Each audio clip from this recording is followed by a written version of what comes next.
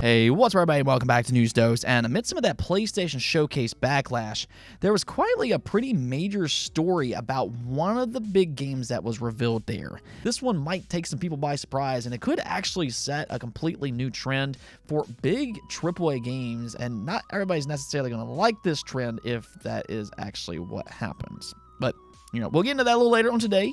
And then also, we got some more details about why Square Enix signed so many exclusive partnerships, and also possibly why some of their games skip out on Xbox, or in this case, Final Fantasy 16. As always, though, do hit those buttons below, like, subscribe, and hit that bell. It does help out the channel a ton. That way you can also stay up to date with all of your daily gaming news. But with that said, we do have a lot to get into today, so let's just go and start off with Mortal Kombat 1.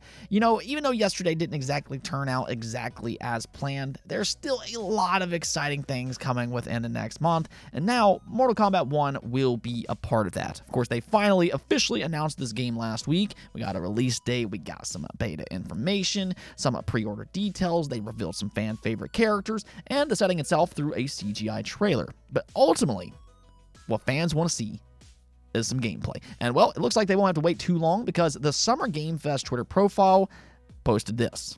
Your first look at the gameplay of Mortal Kombat 1 arrives live on Thursday, June 8th during Summer Game Fest, streaming live everywhere. Ed Boon joins Jeff Keighley and thousands of fans live at YouTube Theater. You won't want to miss this.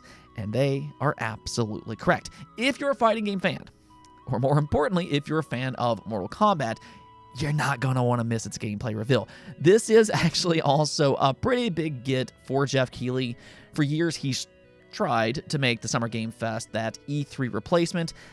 I don't know if he's really succeeded with that so far, but so long as he can get some big reveals like this, then the Summer Game Fest is definitely going to be a lot of fun. At the bare minimum, the Summer Game Fest just became a little bit more exciting. Now, we also got a quick update for Disgaea 7. They did just announce its release date, which is now set for October 3rd. Yeah, October is quickly filling out. It seems to be a very busy month, but Disgaea 7 will release for the Nintendo Switch, PlayStation, and PC. Unfortunately, no Xbox version, which is rather typical for this series. But one thing that I'm hoping for here is that Disgaea 7 will get the series back on track. I do personally like this series, and Disgaea 6, that game did release back in 2021, and it was heavily criticized. It later on got ported over to PlayStation and PC, which again, it still wasn't all that well received. But I do believe that Disgaea 6 is the worst reviewed mainline game to date. Correct me if I'm wrong about that, but I'm hoping that Disgaea 7 does a little bit better. I have seen several fans be more excited about what they've seen so far. Its story and characters seem a little bit more interesting this time around. And again, I do like this series, so I am absolutely rooting for Disgaea 7 when it releases on October 3rd. Unfortunately, though, I can't really say the same thing for this next game here, because this one seems to have squandered all of its anticipation and hope that it would be good. And that's none other than the new Gollum game based on Lord of the Rings. For any Lord of the Rings fans out there that was maybe keeping an eye on Gollum, well, reviews are rolling out now, and as sad as it may be, Gollum is being described as the worst game of 2023 thus far. It currently has a 40 overall score on Metacritic as of this recording, with 8 reviews being mixed, and then 17 were flat out negative. Yeah. Ouch. I mean, a lot of times I'd tell you that you kind of need to hear what reviewers have to say rather than just judging it by its score alone. But after listening to several reviews myself, there's seemingly very little that seems to have gone well with this game. I've seen it described as archaic, the visuals are dated, the platforming doesn't feel good, the story is messy, and all of this, kind of reflects on why it has a 40 overall score. It really is such a shame, though. Lord of the Rings fans, they deserve better, but unfortunately in this case, the Gollum game isn't quite as precious as some were hoping. Okay, so let's go move into a pretty major story that has been somewhat overlooked due to some of the PlayStation Showcase backlash. I feel like that this story would have potentially exploded otherwise, but what's happening here is that after Remedy unveiled Alan Wake 2's gameplay, which I think looks great, by the way, but they posted an FAQ on their website, and in a shocking turn of events, Alan Wake 2 will be a digital-only game. Now, they claim this decision was made for multiple different reasons, which I'll just kind of go ahead and read off here. You can see where they said, Why is Alan Wake 2 a digital-only release? There are many reasons for this. For one, a large number of fans have shifted to digital-only. You can buy a Sony PlayStation 5 without a disc drive, and Microsoft's Xbox Series S is a digital-only console. It is not uncommon to release modern games as digital-only. Secondly, not releasing a disc helps keep the price of a game at $60 and the PC version at $50. Finally, we did not want to ship a disc product and have it require a download for the game. We do not think this would make for a great experience either. And then for those wondering, is there a disc-based version of Alan Wake 2 in the works? And they responded by saying, there are currently no plans to release Alan Wake 2 on disc. So, yeah, this is quite the turn of events. I mean, they noted that a large number of games are now digital only, and they are correct about that. That's very much true. But at the same time, that doesn't really tell you the whole story either, because they kind of left out the part where that's mostly for smaller independent games. Most AAA games do release physically as well, especially one of this caliber, which is exactly why this move is so surprising. You don't typically see this happen when it comes to big AAA releases. Now, they do try to balance that out with a cheaper digital release, which that is nice to see. Fans have argued for years that digital should be cheaper. So, I mean, this does kind of ironically admit that fans have been right about that all this time. But all in all, Alan Wake 2 just suddenly became one of the most important 2023 launches. The reason I say that is because now all of these other publishers are waiting to see what happens. How are gamers going to react to this? And if Alan Wake 2 does have a lot of success, there is possibly a chance that we start to see other publishers follow suit. I mean, if they do, hopefully, they'll also try to keep the price down. Probably not, because reasons. But Alan Wake 2 will be an important release without a doubt for future games. I mean, we are already kind of getting to that point where digital is the go-to format. But if you're one of those fans that likes physical media, this is probably not what you want to hear. I myself, I like physical media as well. That's just me personally. But I also understand that there are some caveats when it comes to current physical games. Even as a collector myself, admittedly, almost every game seemingly launches unfinished. So they're not really perfect either. What I do 100% know, though, is that Alan Wake 2 is one of my most anticipated 2023 games. And I did personally want a physical copy. So yeah, it is a little bit disappointing for somebody like myself. I mean, I'm still going to get it, but that's where we are right now. And this could be a start of a bigger trend, depending on what kind of happens here. Let me know what you all think about this, though. Does it bother you? And also, do you like the trade-off of having cheaper games in the sacrifice of no physical version? Now, let's go talk about Square Enix and also kind of Xbox here as well. There has been a growing tension between Square Enix and the Xbox community for how often they skip releasing their games on the Xbox platform.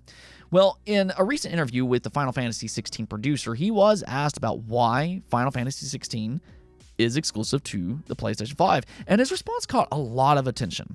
We can actually just take a look here where he said, Final Fantasy is one of Square Enix's most important franchises, up there with Dragon Quest and the Kingdom Hearts series. When we do begin development, we do approach multiple platforms, multiple companies about releasing the game, and when you approach them, they're going to come back to us with their offers. So, there it is, I guess. There's always been a lot of speculation about this and that Sony is just being hyper-aggressive with third-party exclusives. But according to this statement here, it actually makes it sound like Square Enix is the one approaching platform holders to see what kind of deal they can get. They're the ones seeking partnerships, and in this case, Sony offered a better deal than Xbox. Now, I have seen some people kind of say, why didn't Xbox make a better offer? Do they just not care? And I think that question is looking at things a little on a surface level. Not everything is that simple. And I think in this case, you can just kind of look at the market share itself. PlayStation is a bigger brand than Xbox, especially in places like Japan, where Final Fantasy is incredibly popular. And historically, Square Enix has had more success on PlayStation. In fact, much of Final Fantasy's success itself has come from PlayStation pretty much since Final Fantasy VII debuted on the PlayStation 1. So, if we're just talking about money alone, who's going to come up with a bigger offer? Well, Sony probably really wouldn't have to offer near as much as Microsoft. And for Xbox, if the price is too high for them, let's say they have to pay double the amount that Sony would, well, it then might not be worth it for them. Now, at the same time, I'm also going to go ahead and make an argument that Microsoft should be more willing to take a high risk like this, even if they do have to pay more. It could still benefit them in the long run. Now, the reason I say that is because this is kind of a chance for them to get a major exclusive Japanese game, and that's an opportunity to kind of make waves in Japan as well as with JRPG fans worldwide. This is kind of a weak link on their platform. They could have possibly gotten a major Japanese exclusive. So I feel like even if Xbox had to pay twice as much as Sony, I mean, you know, I'm just throwing out a number, but I think there's still an argument there that they should have done it. To be fair, though, I don't really know exactly what they'd have to offer to counter Sony. It could be triple, it could be quadruple. I have no idea. It's a bidding war, more or less. And Sony, having advantage of being a stronger worldwide brand, you know, that helps them. And this does kind of explain why so many Square Enix games are exclusive to one platform or the other. Something else that they did note here, though, is that one reason they enjoy the exclusivity is because Sony does offer engineering support and things like that. So that's all part of the partnership that Square Enix is talking about. Let's go ahead and move on over to the poll of the day, though, where I asked you all, how do you feel about PlayStation's increased emphasis on live service games? This was a big part of their showcase yesterday. For the 5 first-party games that they revealed was live service, so I wanted to ask you all about this, and as you can see here, only 3% like it. 29% of you all then feel indifferent, and then the majority, being 60%, said you don't like it. I think that pretty much says it all. The fact that only 3% currently likes a strategy just tells you how skeptical the community is. Now, I will say live service games doesn't immediately mean that they're bad games. That's not fair at all. Some of these games do turn out to be unique and good, but it's also hard to ignore how often these games come out and they're generic recreations of something that's already available, and then they fail miserably. There is this negative stigma that surrounds these games, and that's why you see a response like this. Regarding Sony specifically focusing on these games, though, I think the thing that kind of stands out with them is that it's such a shift as to what their fan base actually wants. AAA single-player games. That's what Sony's known for.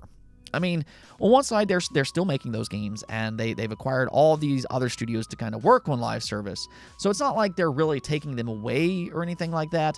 But I also feel like their fan base would be more excited if they tried to expand their single-player focus as opposed to betting so much on live service games. Ultimately, though, at the end of the day, all of this really just kind of depends on the outcome. If these live service games comes out and they turn out to be good, fans will likely change their mind. But as of right now, you can definitely see the community is skeptical. Anyways, though, that's it for this episode. But if you liked the video, don't forget to hit the notification and subscribe button for more content just like this. Also, if you'd like to support the channel through Patreon, thank you for making this content possible. Peace out.